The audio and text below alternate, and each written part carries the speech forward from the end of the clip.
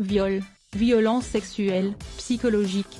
8 femmes accusent le youtubeur Léo Grasset, alias Dirty Biology. Sur Twitter, la désillusion règne. Il était sans nul doute mon vulgarisateur préféré, un modèle à suivre, inspirant. Je suis dévasté, s'émeut un internaute. Une autre, écœurée, s'indigne, ça change toute la vision que j'ai de ce milieu. Le milieu en question, YouTube. Ce jeudi, une enquête signée Mediapart dévoile des accusations de viol, de violence sexuelle et psychologique visant le vidéaste Léo Grasset, Dirty Biology de son pseudonyme. 8 femmes témoignent contre l'homme, suivi par plus de 1,3 million de personnes sur la plateforme. J'avais énormément d'admiration et de respect pour lui et, dans notre milieu, il est érigé en tant que Dieu, raconte la première, rebaptisée Lisa par le média. Dans les sphères de YouTube, Léo Grasset connaissait jusqu'ici un parcours sans faute. Aujourd'hui âgé de 32 ans, le youtubeur a créé sa chaîne Dirty Biology en 2014. Comment envoyer l'humanité dans l'espace? Pourquoi l'humanité a-t-elle failli disparaître? Comment créer une couleur? Parler science sur un ton léger et humoristique, voilà la formule qui a permis à ce diplômé en biologie évolutive de se faire un nom. Il est en outre l'auteur de plusieurs ouvrages, parmi lesquels La grande aventure du sexe, et s'est déjà exprimé dans les médias pour expliquer le plaisir féminin. Selon Mediapart, aucune plainte n'a été déposée contre Léo Grasset, qui reste pour l'heure présumé innocent. Aujourd'hui, Lisa est devenue une youtubeuse à succès, après avoir longuement hésité. Elle confie à Mediapart avoir été violée par ce dernier. Les faits remontent à juillet 2016. Cela fait plusieurs années que Lisa entretient une relation à distance compliquée avec le youtubeur. Soufflant le chaud et le froid, Léo Grasset disparaît et réapparaît dans sa vie à plusieurs reprises, sans vraiment fournir d'explications. Une situation qui entraîne chez la jeune femme un yo-yo mental douloureux ainsi qu'une sensation d'emprise.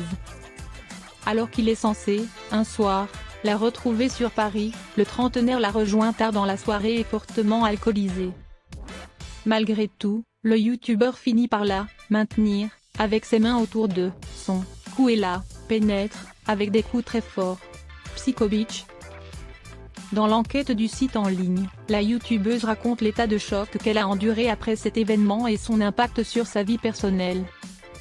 En outre, Mediapart décrit la façon dont, auprès d'autres youtubeurs du milieu, Léo Grasset s'est employé à ruiner sa réputation. La présentant comme une psycho bitch, une mytho et une jeune femme hardcore en love, il la décrédibilise et freine son ascension professionnelle. Un autre témoignage fait état de violence sexuelle, celui de Marine Perrin. Lors d'un rapport sexuel initialement choisi en 2018, Marinette, son nom sur YouTube et Twitch, relate comment Léo Grasset, qui était alors son partenaire, a ignoré ses demandes d'arrêter afin de retirer sa coupe menstruelle. Le consentement dans le cul, pour la plupart des gens, c'est un jeu. Enfin tu joues à le perdre, ton consentement, lui a-t-il écrit dans des messages consultés par Mediapart. Depuis 2018, et notamment avec le lancement du hashtag #balancé en youtubeur, la parole se libère progressivement dans le milieu de la vidéo web. Norman Tavo, Norman fait des vidéos, Tekairi, Vodk. Au fil des ans, plusieurs grands noms ont été accusés de profiter de la vulnérabilité de leurs jeunes abonnés, parfois mineurs, du fait de leur notoriété. Un effet de halo dont plusieurs vidéastes parlent aujourd'hui dans leurs vidéos, appelant leurs abonnés à prendre du recul sur la personnalité affichée à l'écran par leur youtubeur fétiche. Léo Grasset lui-même avait analysé cette mécanique dans une vidéo de sa chaîne. Le reste des récits recueillis par Mediapart met l'accent sur deux mécaniques qui auraient été fréquemment mises en place par le youtubeur. Et source de souffrance psychologique pour les jeunes femmes. L'homme semble, tout d'abord, habitué aux relations virtuelles très intenses, fondées sur l'envoi de très nombreux messages en très peu de temps. Une méthode de manipulation nommée love bombing est source de dépendance affective chez les personnes qu'elle vise.